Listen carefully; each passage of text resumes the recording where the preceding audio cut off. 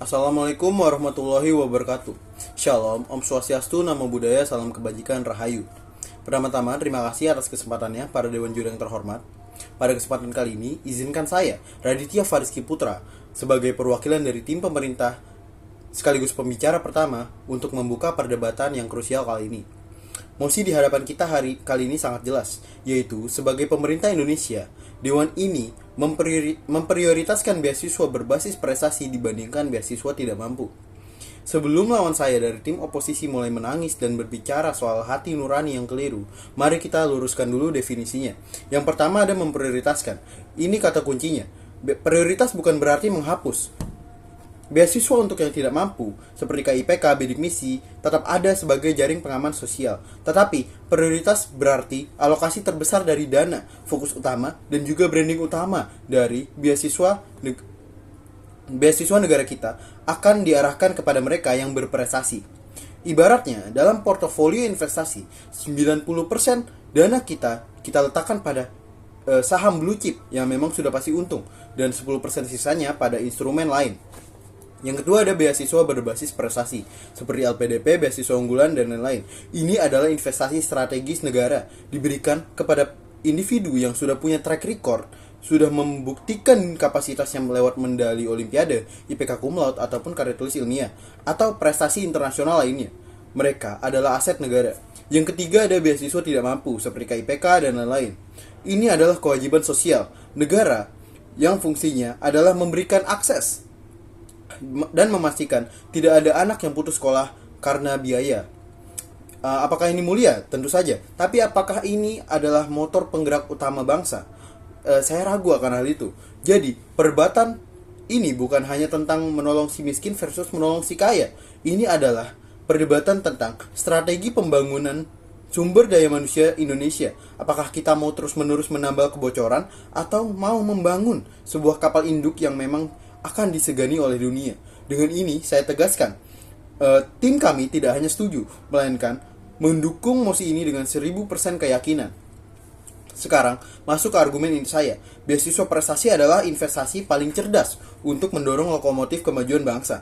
Bapak, Ibu, dan Dewan Juri yang terhormat, anggaran negara itu adalah uang rakyat, uang yang terbatas. Setiap rupiah yang kita keluarkan harus punya dampak bagi negara dan juga keuntungan terbesar bagi negara. Lalu, bagaimana cara kita sebagai pemerintah memastikan keuntungan terbesar itu? Jawabannya simpel, jawabannya sederhana. Dewan Juri yaitu dengan menerapkan prinsip dasar investasi. Kita harus memilih instrumen yang resikonya paling rendah, namun dengan potensi keuntungan yang paling tinggi. Inilah yang membawa saya kepada poin pertama argumen saya. Yang pertama ada probabilitas keberhasilan yang tinggi.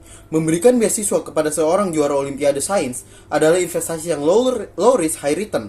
Kenapa? Karena dia sudah terbukti. Dia sudah menunjukkan mental juara, disiplin, dan kecerdasan di atas rata-rata. Probabilitas dia untuk lulus tepat waktu, menghasilkan penemuan atau menjadi pemimpin di bidangnya jauh lebih tinggi dibandingkan dengan siswa yang satu-satunya kualifikasinya adalah tidak mampu. Maaf, di sini saya harus bicara secara belak-belakan karena memang kemiskinan tidak secara otomatis berkorelasi dengan potensi keberhasilan di level tertinggi.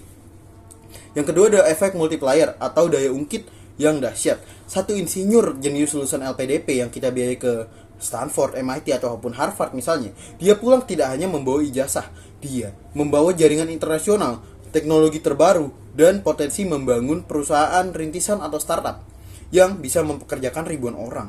Kontribusi pajaknya kelak bisa membiayai ratusan beasiswa KIPK. Inilah yang disebut efek lokomotif. Kita tidak bisa berharap semua gerbong berjalan sendiri.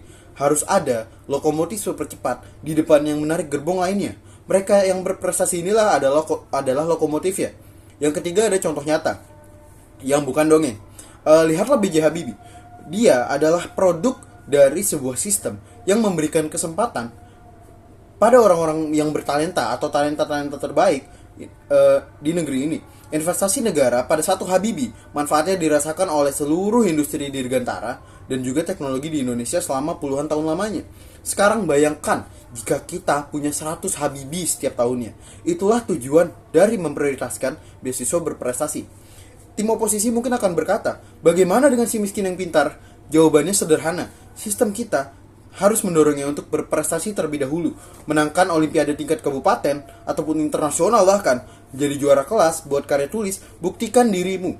Negara hadir untuk mereka yang membuktikan dirinya, bukan hanya mereka yang meminta-minta berdasarkan kondisi ekonomi. Maka Dewan Juri yang mulia, jangan terjebak dalam sentimentalitas yang kosong. Membangun negara butuh kalkulasi dingin dan strategi yang tajam. Memprioritaskan beasiswa prestasi bukanlah tindakan yang kejam, melainkan tindakan paling strategis dan juga visioner. Ini adalah cara tercepat untuk menciptakan para pemimpin, inovator, ataupun konglomerat masa depan yang akan menarik Indonesia dari jebakan negara berpenghasilan menengah. Atas dasar itu, saya sangat bangga untuk mendukung mosi kali ini. Terima kasih atas kesempatannya. Wassalamualaikum warahmatullahi wabarakatuh.